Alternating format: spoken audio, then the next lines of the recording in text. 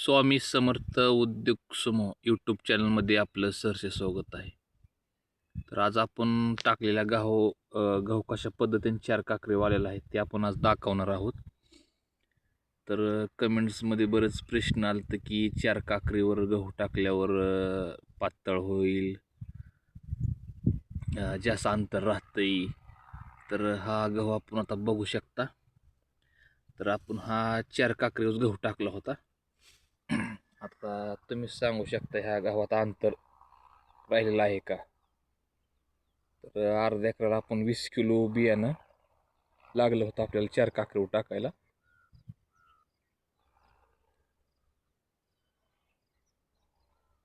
तर अशा पद्धतीने गहू आलेला आहे.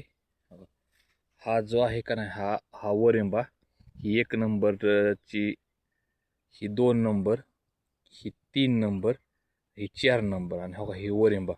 तर आपल्या ट्रॅक्टरला 6 फुटी वरिंबा सहारा आहेत. तर 6 फुटीत आपण या 4 काकऱ्या सोडल्या होत्या. तर 4 काकऱ्यात आपण बघू शकता गव्हाने चूड कशी केली. आणि ह्या स्टेजला अजून पोंगा अवस्थेत हा गहू नाही, तरी बघू शकता हे 4 काकऱ्यावर सारा किती झाकळलेला आहे आपला. बघा कशा पद्धतीने झाकळलेला आहे बघा सारा. 4च काकऱ्या, एकदम पानाची रुंदी बघू शकता, गव्हाची ग्रोथ बघू शकता.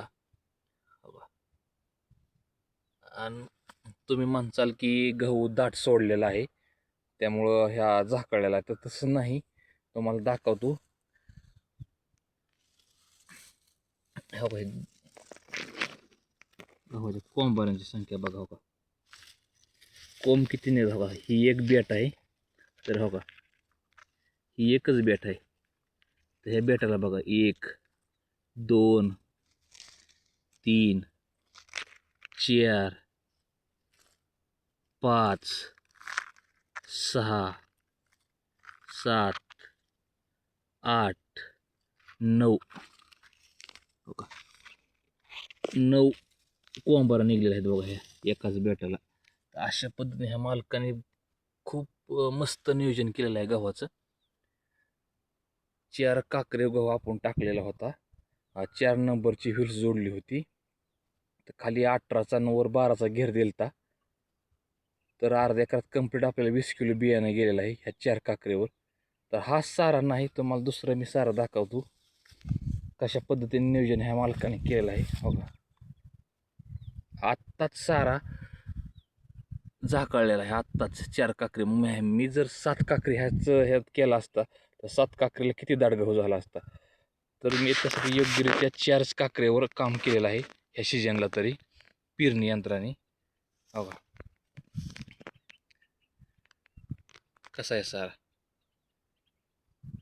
ह्यो सारा. हो, 4च काकरीला गहू. एकदम मस्त नियोजन आणि एकदम 1 नंबर गहू आणलेला ह्या मालकाने, नियोजनबद्ध. तर हा पोटऱ्यात आल्यावर कोडी बाहेर पडताना ही गहू किती जाम, म्हणजे सारा किती जाम होईल. 9 10 9 10 एका ह्याला म्हणजे ही आहेत कोंब. धन्यवाद.